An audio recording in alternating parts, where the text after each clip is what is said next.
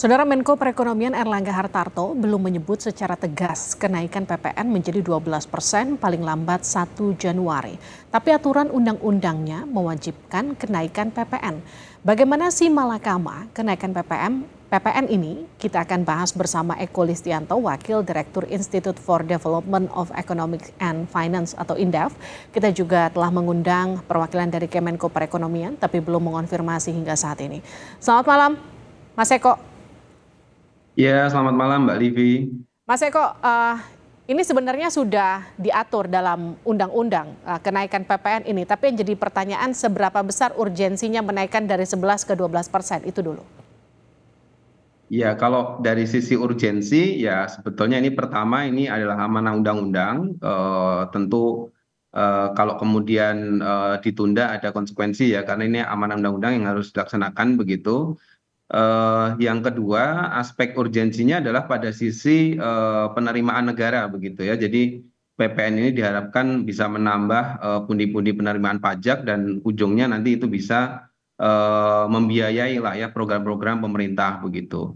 Tapi kalau kita bicara soal realitas hari ini ya dan mungkin juga tahun depan, awal tahun depan katakanlah ini kan kalau secara undang-undang maksimal harus Januari 2025 harus sudah dilaksanakan. Nah ini sepertinya situasinya ini dalam kondisi yang seperti yang Mbak Livi bilang tadi, si malakama ya. Jadi tidak tepat begitu karena daya beli saja sebetulnya kalau kita lihat hari ini tuh turun ya. Ini sangat terlihat jelas dari capaian pertumbuhan ekonomi triwulan 1 ya. Sudah ada pemilu, sudah ada puasa ya dan kemudian juga mudik gitu dan juga sebelumnya ada Imlek, ternyata konsumsi rumah tangga itu nggak mampu tumbuh 5%. Walaupun pertumbuhan ekonomi kita mampu 5,11 dan itu juga masih di bawah target ya, target kita 5,2 tahun ini, itu hanya tumbuh 4,9 ya. Oke. Dan ini belum ada kenaikan PPN loh ceritanya di tahun ini begitu. Nah kalau tahun depan ya dugaan saya akan lebih rendah lagi gitu kalau itu dilakukan. Nah itu dia yang jadi pertanyaan. Kenaikan PPN ini kan secara langsung akan berdampak ke sektor konsumsi ya Mas Eko. Lalu seberapa besar impactnya ketika dari angka 11 ke 12% ini per 1 Januari 2025 betul ya? Itu harus sudah dinaikkan menurut undang-undang. Impact ke pertumbuhan ekonominya nanti di sektor konsumsi di triwulan pertama 2025 menurut Anda akan seperti apa dengan kenaikan 1% ini? Ya, dugaan saya kemungkinan ekonomi akan tumbuh katakanlah lebih rendah ya dari periode triwulan pertama tahun ini begitu yang bisa tumbuh 5,11% begitu. Kenapa? Sebetulnya faktor utamanya itu adalah kenaikan ini akan terjadi pada momentum di mana kita memerlukan eh, laju konsumsi yang tinggi ya, yaitu adanya momentum tahun depan di triwulan pertama itu ada Lebaran ya, ada puasa dan Lebaran. Puasa itu kalau kita lihat di kalender itu mungkin akan terjadi di bulan Februari. Hmm. Nah, berarti Maret nanti adalah lebarannya begitu. Dan kalau kita lihat berarti full triwulan ketiga tahun depan itu adalah ada momentum stimulan ekonomi yang selalu meningkatkan pertumbuhan ekonomi, yaitu lebaran tadi konsumsi meningkat. Oke. Tapi pada saat yang bersamaan sebulan sebelumnya kalau ada kenaikan PPN, nah ini bisa berbeda ceritanya begitu ya. Kenaikan PPN pasti akan menggerus konsumsi dan ujung-ujungnya adalah bisa saja nanti pertumbuhan ekonomi kita nggak bisa 5% sekalipun gitu ya. Padahal target tahun depan tuh 5,3 minimal begitu. Nah Mas Eko, Pak Erlangga ini kan menyebut pemerintah itu menargetkan kenaikan pendapatan dari perpajakan, tapi bukan KPPN itu hanya menjadi salah satunya selain implementasi core tax administration system.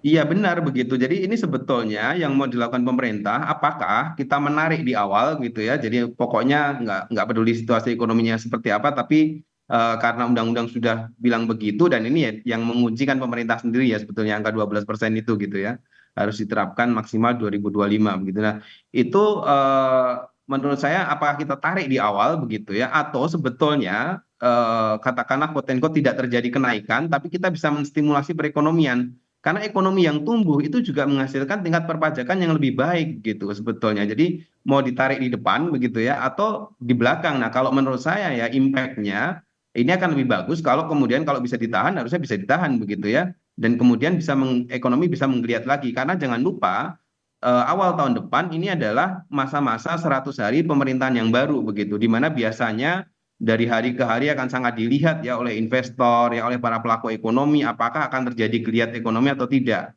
Nah, sekali kemudian kita langsung menghantam dengan kenaikan PPN yang ujungnya nanti konsumsi melambat itu tanda-tanda nanti investasi nggak bisa bergairah begitu. Padahal sebetulnya itu adalah momentum untuk kita benar-benar mendorong ekspektasi investasi kita lebih tinggi gitu, karena pemilu berjalan dengan lancar dan kemudian terbentuk pemerintahan yang baru begitu kan. Jadi harusnya justru pada saat kita benar-benar berusaha untuk memacu optimisme perekonomian begitu.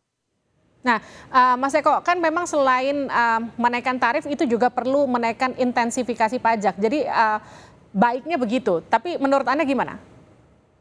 Iya, sebetulnya upaya intensifikasi ini juga selalu dilakukan ya. Salah satu tadi juga disebut di dalam video tadi ya, Cortex System begitu ya, Hmm. untuk bisa lebih ke depan mendigitalize ya dari perpajakan kita begitu. Dan itu saya sepakat dengan itu ya. Memang progres ke depan harus lebih terdigitalize begitu ya, lebih transparan sehingga lubang-lubang katakanlah untuk melakukan upaya penghindaran pajak itu bisa ditutup gitu ya atau Hmm. dihilangkan. Ini tentu bagus begitu. Nah, tapi soal PPN ini, karena ujung-ujungnya PPN ini harus berkaitan dengan konsumsi masyarakat, sebetulnya harus ada ruang fleksibilitas di sini begitu. Tapi kan itu tidak terjadi ya, di undang-undang itu langsung strict menyatakan pemberlakuannya maksimal kapan begitu, sehingga ya ada konsekuensi begitu kan secara mungkin politik gitu kan kalau itu tidak dilaksanakan. Tapi juga bukan berarti itu nggak bisa katakanlah ditunda atau diberlakukan terbatas begitu. Faktanya ketika terkait dengan kebutuhan pokok ya, ketika naik dari 10 ke 11% ya beberapa tahun lalu, katakanlah 2002 yang lalu begitu ya, ternyata riuhnya di media sosial protes terkait dengan kebutuhan pokok yang sebetulnya memang tidak dinaikkan ya, tapi kan masyarakat bingung gitu kan. Nah, pada akhirnya juga kemudian pemerintah harus menjelaskan ke masyarakat dan memang tidak terjadi kenaikan ya pada sejumlah kebutuhan pokok atau pendidikan dan lain-lain. Hmm. Tapi kan hampir semua ya sebetulnya yang dikonsumsi masyarakat itu berkaitan dengan kenaikan PPN ini begitu. Jadi impact-nya ini luas nanti gitu. Nah, kenaikan papan ini kan pasti akan langsung berdampak pada daya beli masyarakat. Sektor apa yang paling berpengaruh, Mas Eko?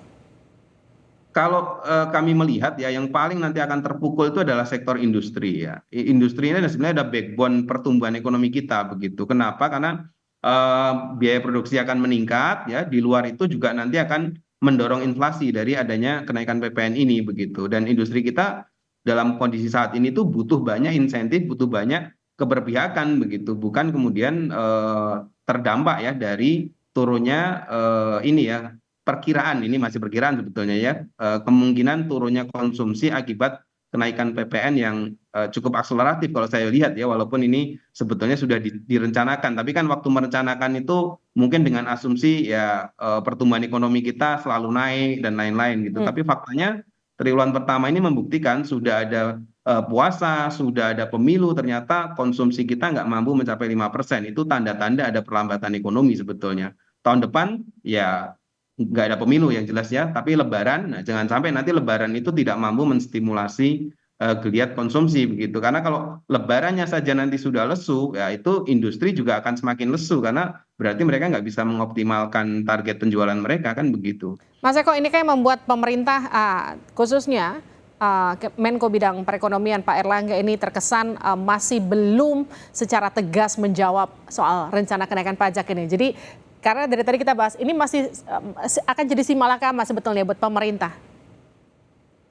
Iya benar ya, ini memang tidak mudah gitu ya bagi keputusan menteri siapapun begitu ya, termasuk mungkin Pak Erlangga begitu, karena ini kan ini undang-undang begitu kan, tentu saja kalau mau merubah undang-undang juga ada implikasinya kan gitu ya, harus ada ini. Tapi kan dulu juga undang-undang ini UU HPP ini sangat mudah lolos ya di DPR karena kan juga sebetulnya ibaratnya kritik masukan dari masyarakat sipil dan lain-lain kan tidak begitu kuat di parlemen ya, karena mayoritas ya koalisi lah kira-kira gitu ya. Hmm. Sehingga menurut saya sih kalau memang ini nanti dikhawatirkan sangat mengancam terhadap pertumbuhan ekonomi kita, kalau mau direvisi kan sebetulnya juga secara politik mungkin bukan hal yang sulit ya. Katakanlah kan mayoritas koalisinya juga masih dominan gitu kan di parlemen gitu. Baik, terima kasih Mas Eko Listianto dari Indef atas diskusinya pada malam hari ini di Sapa Indonesia Malam. Sehat-sehat selalu.